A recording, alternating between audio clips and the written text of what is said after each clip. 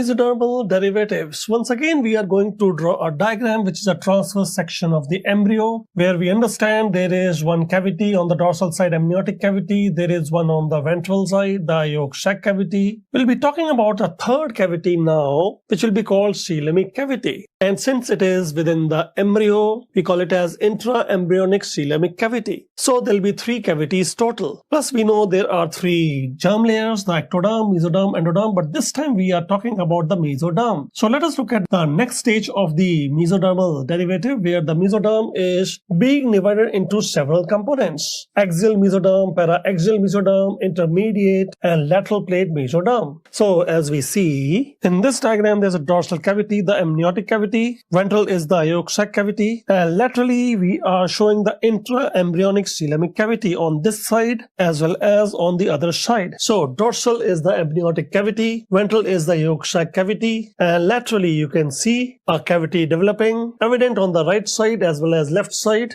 intra-embryonic coelomic cavity. Later, this cavity itself will form three more cavities, like the pericardial cavity, the pleural cavity, and the peritoneal cavity. But before you start discussing about those cavities, let us focus upon the mesoderm. The axial mesoderm is called as the notochord, which you can show here, whereas on the side of the notochord, axial mesoderm is the para-axial mesoderm, and this para-axial mesoderm is going to form the somite. So here is the axial, this is para-axial mesoderm. Para means on the side, and para-axial mesoderm contribute to somite. Then next to that is intermediate mesoderm as mentioned here, and this intermediate mesoderm is contributing to genitourinary system, which we'll be discussing as we draw it ourselves. And still lateral to intermediate mesoderm is the lateral plate mesoderm surrounding the intraembryonic coelomic cavity. So here this lateral plate mesoderm is in the territory of intraembryonic coelomic cavity, which you can mark here,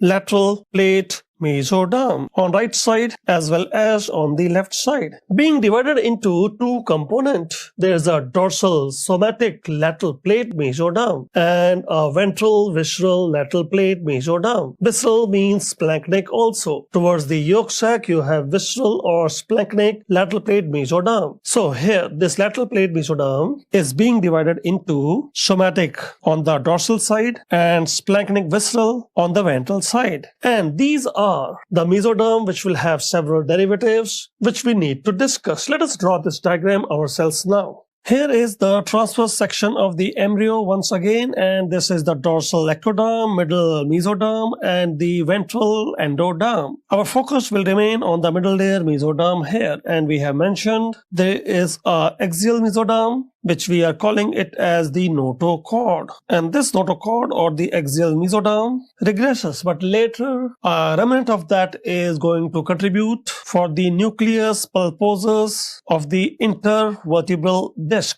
Now on the side of the axial mesoderm, we have got the para-axial mesoderm. So here we are mentioning it is para-axial mesoderm, which is later going to contribute to the somite, which we need to discuss in detail. But at the moment, once you have mentioned the axial mesoderm and the para-axial mesoderm, lateral to that is the intermediate mesoderm, which contributes to most of the genitourinary system. And then before we talk about the lateral plate mesoderm, we have to talk about the third cavity, the intraembryonic coelomic cavity. You know, there's a dorsal amniotic cavity which you can mention here. Ventral was the yolk sac cavity, and then comes the third cavity on the right side and left side you can show, called as the intraembryonic coelomic cavity. So one dorsal amniotic, ventral yolk sac cavity, and this is intraembryonic coelomic cavity. It is coming around the baby and it is going to form further three cavities. As we mentioned, the pericardial cavity, pleural cavity, and the peritoneal cavity. So you can mention this intraembryonic coelomic cavity itself contributes to the pericardial cavity, pleural cavity, and the peritoneal cavity, and is dividing this lateral plate mesoderm into two components, the dorsal somatic and ventral visceral, which we can mention now. So here, as we see, there is one dorsal somatic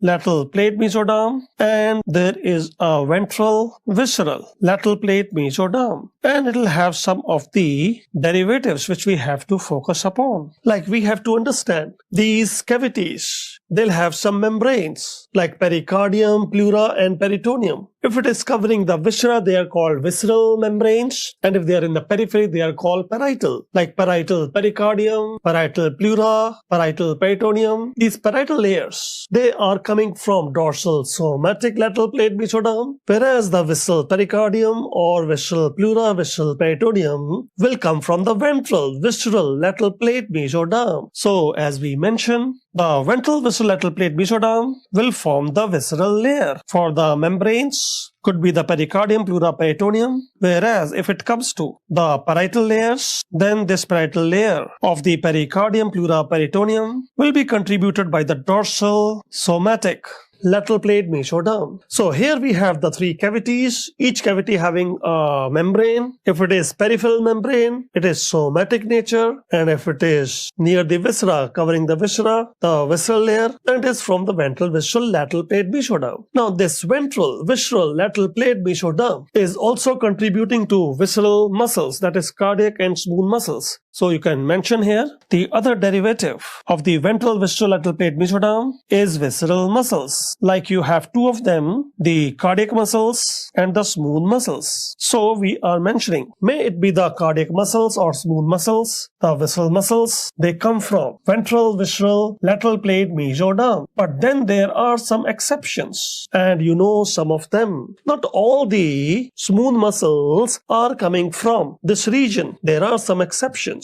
And when I mention them, you will be able to recall. You will see not all the smooth muscles are coming from here. The exceptions are like the myoepitheliocytes in the skin. The myoepitheliocytes are the smooth muscle in the skin to squeeze secretion from the sweat gland, sebaceous gland. They are not from ventral visceral lateral plate mesoderm because they are from the surface ectoderm. One more exception, if you remember the iris muscles, sphincter pupillae, dilator pupillae. The sphincter pupillae, dilator pupillae muscles of iris come from neural plate ectoderm. These are muscles, smooth muscles, but coming from ectoderm. They do not develop from ventral visceral lateral plate mesoderm. Plus you can mention the smooth muscles of genitourinary system like detrusor muscle. So the smooth muscles of genitourinary system, example detrusor muscle, is not coming from ventral visceral lateral plate mesoderm. Then where is it coming from?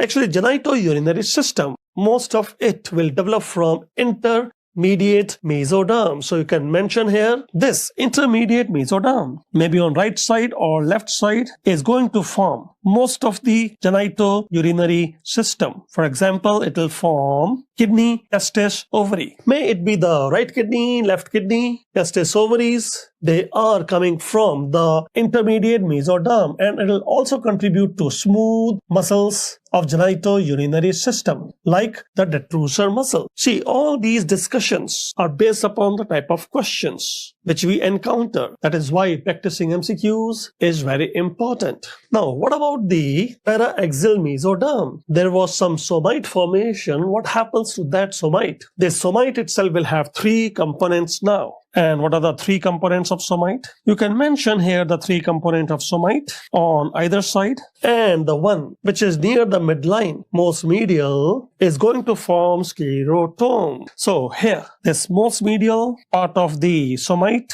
is forming the sclerotome. What about the middle portion? The middle portion is going to form the myotome. And the lateral portion of the somite is going to form dermatome. And what are their further derivatives? You will notice that the sclerotome, one on this side, one on this side, will form half of the vertebra. One half here, together fused to form one vertebra. So sclerotome forms half of the vertebra, you can mention here. And then what about the myotome? The myotome, the name is telling, it will form the muscle. But which muscle? Because we already have discussed the visceral muscles, the cardiac and smooth muscles. They already were coming from lateral plate, mesoderm. Ventral vessel, lateral plate, mesoderm. But here we are not talking about the vessel muscles, we are talking about the skeletal muscles. It is the myotome which will be forming the skeletal muscle. So here you mention the skeletal muscles come from the somites. In fact, it is a statement by Gray's Anatomy. Gray's Anatomy tells all the skeletal muscle in our body come from para-axial mesoderm. That para-axial mesoderm which was forming the somite. So first we have para-axial mesoderm, then we have the somite, and in the somite the middle portion is myotome, and it is that myotome which will form most of the skeletal muscles in our body. Then what about the dermatome here? The lateralmost component of somite. Derma means skin, and that is why the dermatome will form the skin dermis. You can mention here the dermatome is forming the skin dermis. We have a diagram for discussing the three component of somite. But before we start discussing the sclerotome, myotome and dermatome in detail, you mention that if the vertebra is coming from the somite, then where are the skull bones coming from? And where are the bones of upper limb, lower limb coming from? And for that we can draw a diagram mentioning this is the axial skeleton which is contributed by the skull and the vertebra. And if we are talking about the appendicular skeleton which is upper limb, lower limb, then where is it coming from? So we mentioned this is the upper limb bones, the lower limb bones, and that will be the appendicular skeleton. Now we have learnt most of the skull bones, especially anterior and lateral, they are derived from the neural crest cell, secondary mesenchyme. So here we can mention skull bones mostly they are from neural crest cells, but not on the posterior aspect, like occipital bone is not from neural crest cell. So if occipital bone is not from neural crest cell, then where is it from? We have to understand the posterior part of skull bone, occipital bone and vertebra, they come from the same source, which is the sclerotome, para-axial mesoderm. It is the para-axial mesoderm which will form the vertebra and also posterior part of occipital bone. So here we mention the vertebra plus posterior skull is coming from the para-axial mesoderm. Now, once we mention that, it is posterior occipital bone, the vertebra bone coming from the para-axial mesoderm from here. What about the upper limb bone and lower limb bone? These upper limb and lower limb bones, they are derived from dorsal somatic lateral plate mesoderm. This region here is contributing to appendicular skeleton. So you can mention here the dorsal somatic lateral plate mesoderm is contributing to appendicular skeleton, like the upper limb, lower limb bone, along with the parietal layers of the pericardium, pleura and peritoneum. So what are the two derivatives of dorsal somatic lateral plate mesoderm? It is the upper limb, lower limb bone, appendicular skeleton, and the parietal layers of pericardium, pleura and peritoneum. Now a question is coming. Where is humerus bone from? Where is femur bone from? You will answer dorsal somatic lateral plate mesoderm. Then where is the biceps brachii from? Or biceps femoris in the lower limb from? Now they are skeletal muscles, and all the skeletal muscles come from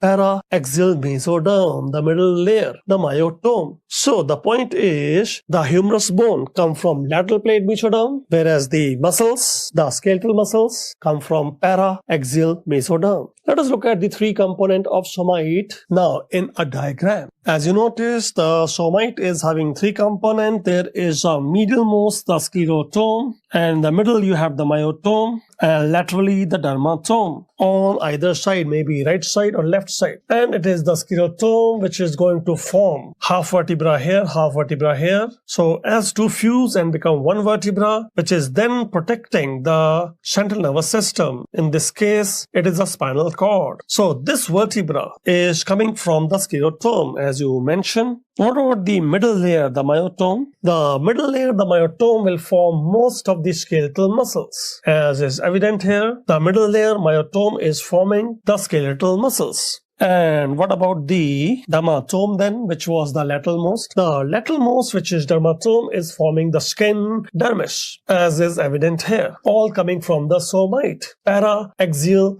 mesoderm. The paraxial mesoderm forming the somite having 3 components and further contributions. So now you see this dermis of the skin dermatome is receiving the innervation from the spinal cord. Spinal cord is giving one spinal nerve innervating part of skin and part of muscle. They are called as myotome and dermatome. One spinal nerve innervating certain part of the skin is called dermatome, and some group of muscles supplied by one spinal nerve is called as the myotome.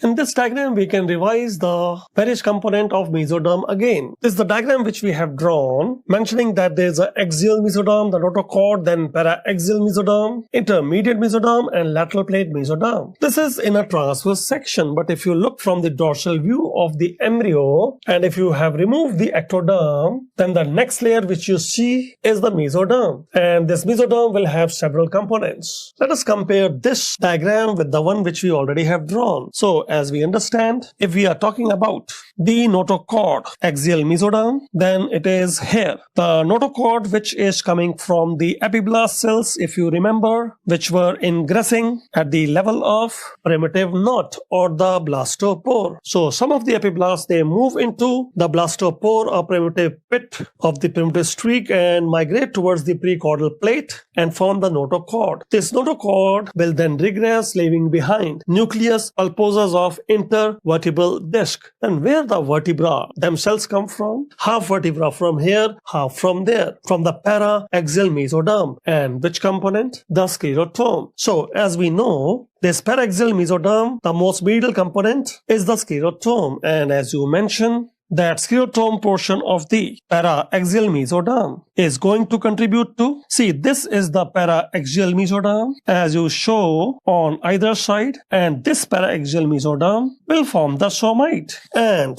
the most medial component of the somite is contributing to the vertebra. The middle portion will be the myotome forming skeletal muscle. Lateral portion will be the dermatome forming the skin dermis. Now this is axial mesoderm. This is paraxial mesoderm. What is lateral to that? Intermediate mesoderm contributing to most of the genitourinary system. Kidney, testis, ovary on right side, left side. So as you mentioned, the intermediate mesoderm is contributing to the kidney, testis and ovary. Now what is lying yet more lateral to the intermediate mesoderm? It is the lateral plate mesoderm, which you can show here on either side, and the same lateral plate mesoderm you can mention here as well. So what is this lateral plate mesoderm doing? Actually, lateral plate mesoderm divides into dorsal somatic, ventral visceral because of an intra-embryonic coelomic cavity, and then we have known this lateral plate mesoderm forms upper limb bone, lower limb bone if it is somatic portion, and if it is visceral portion, then it will form visceral muscles like cardiac and smooth muscles. So we continuously have to practice more and more MCQs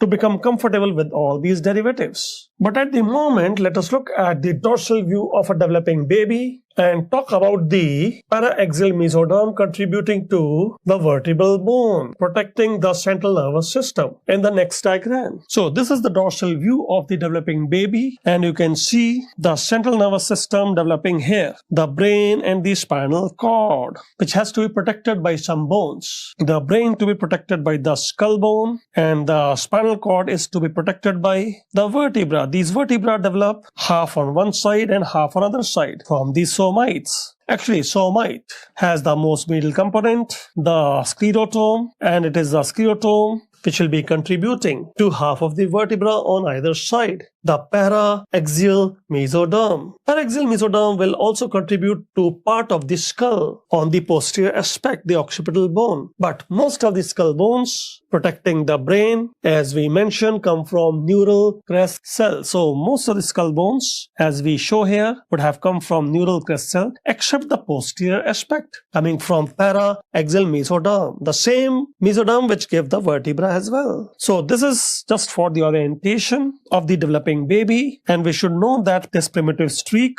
is going to regress. after some time. If it is persisting on the tail region, there can be sacrococcygeal teratomas. If you remember, we have mentioned in the primitive streak there are some epiblast cells forming primordial germ cell, and if these primordial germ cells migrate towards the tail of the embryo, then there can be teratomas. A remnant of the primitive streak at the tail with some epiblast cells forming primordial germ cell can lead to sacrococcygeal teratomas. Again, one MCQ. This question is asking us about the muscles which are derivative of the para-axial mesoderm and is asking for the exception. We have learnt para-axial mesoderm is going to form the skeletal muscles. As the statement of Gray's Anatomy, all the skeletal muscles come from para-axial mesoderm. Then what about the masseter muscle? If we are looking at the masseter muscle, it is a pharyngeal arch muscle and is a skeletal muscle, so must have come from the para-axial mesoderm. And so is the diaphragm. Diaphragm is also a skeletal muscle coming from cervical somite. In the somite, the myotome. It is a myotome which forms the skeletal muscles. Initially, the diaphragm is in the neck region, but when there is a cephalocaudal folding, diaphragm descend down to reach thoraco-abdominal level. But it will bring the nerves from the cervical level. Cervical 345, the phrenic nerve. So cervical somites will form the diaphragm, which again is a skeletal muscle. Must be from para-axial mesoderm. Then what about the biceps femoris? Maybe it is biceps femoris or biceps brachii. They are skeletal muscles, and all skeletal muscles come from para-axial mesoderm. That leaves us only with one choice, and that should be our answer, the detrusor, the answer of exception. And why so? Because detrusor is a smooth muscle of urinary bladder, genitourinary system, and genitourinary system developed from intermediate mesoderm. So here we know detrusor is a smooth muscle of urinary bladder developing from intermediate mesoderm, not the para-axial mesoderm. Para-axial mesoderm will form the skeletal muscle of our body. May it be the pharyngeal arch muscle like masseter,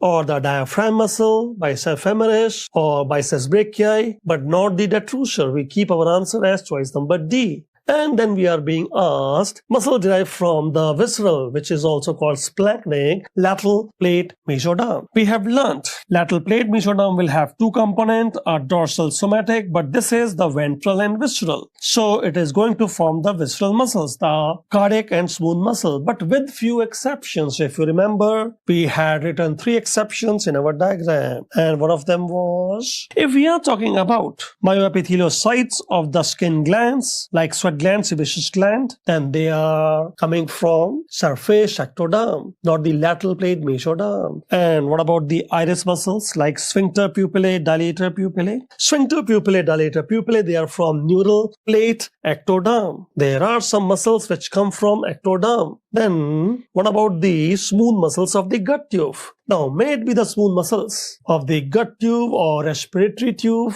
cardiovascular tube, most of the smooth muscles, they are coming from ventral, visceral, lateral plate mesoderm. So our answer to this question is choice number C. When you say the answer is choice number C, fine, smooth muscles of gut tube or respiratory tube or cardiovascular tube.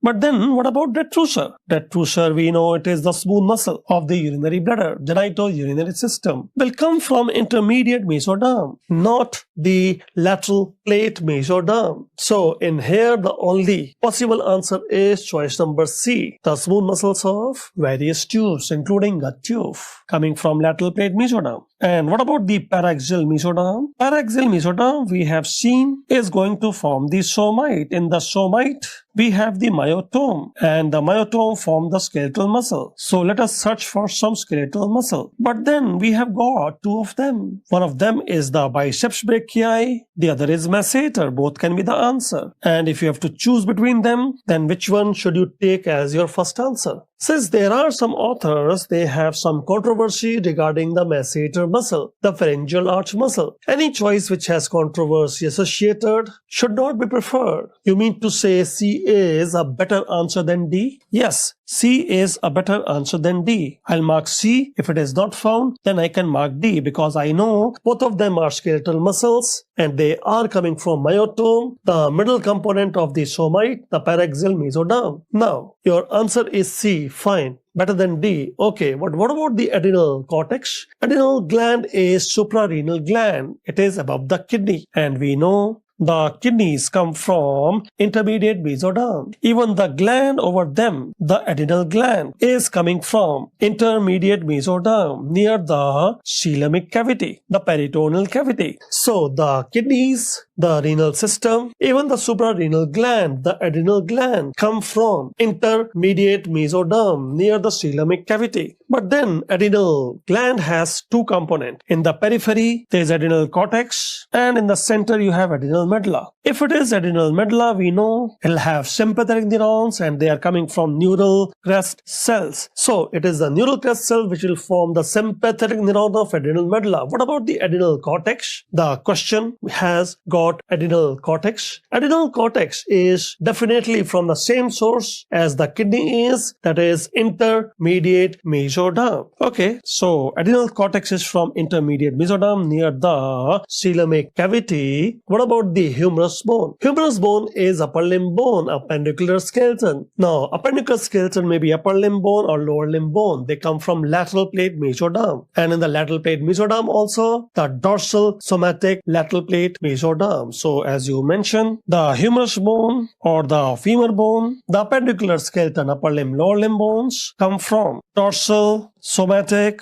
lateral plate mesoderm. Hence, in this question, the only possible answer for paraxial mesoderm is choice number C and D, and in that also, C is a better answer than D. And there is only one advice: keep practicing as many MCQs as possible.